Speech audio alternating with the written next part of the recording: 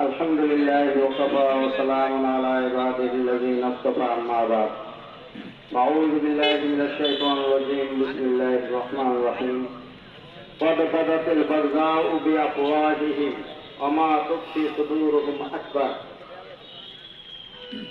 ভূমিকা ছাড়াই আমি আলোচ্য বিষয় চলে যাচ্ছি। এখানে খুব জোরদারভাবে আলোচনা হচ্ছে ইসলাম নিয়ে। আমি 4টি বিষয় আলোচনা করে 2 মিনিটের ভিতরে শেষ করার চেষ্টা করবো আমাদের উপস্থিত। 1 নম্বর, ইসলাম কি?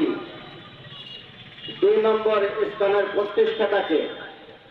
3 নম্বর, ইসলাম প্রতিষ্ঠিত হলো কই?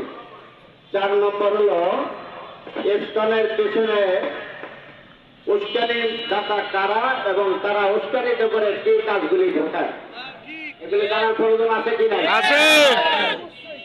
1 নম্বর, ইসলাম এটা একটা নাম সংগঠনের, যেটা সংক্ষিপ্ত রূপ হলো আন্তর্জাতিক কৃষ্ণ ভাবনামৃত সংঘ অথবা ইন্টারন্যাশনাল সোসাইটি ফর কৃষ্ণ কনসাসেশন। এই ইসলামের যারা অনুসারী তারা গৌড়ীয় বৈষ্ণব মতবাদের অনুসারী।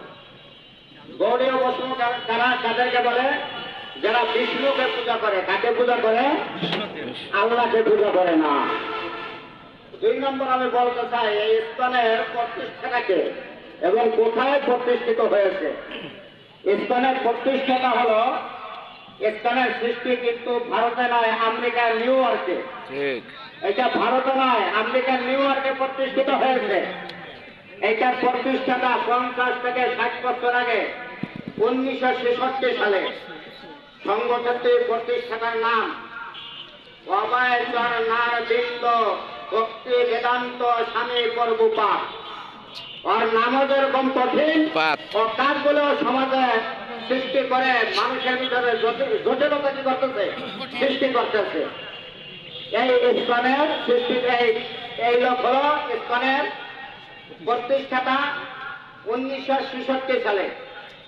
প্রথমে বলতে হবে ইসলামের পেছনে উস্কানি দাতা কারা। ইসলামের কিন্তু হিন্দুদের কোন সংগঠন নয়, হিন্দু বেশধারী ইহুদিদের একটি সংগঠন।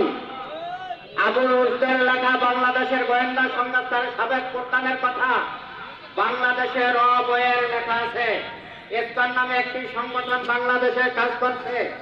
এর সদর দপ্তর নদিয়া জেলার পাশে মায়াপুরে। মূলত এটা ইহুদিদের একটি সংগঠন বলে জানা গেছে। এই সংগঠনের প্রধান কাজ হচ্ছে বাংলাদেশে উস্কানিমূলক ধর্মীয় অনুষ্ঠান পালন করা।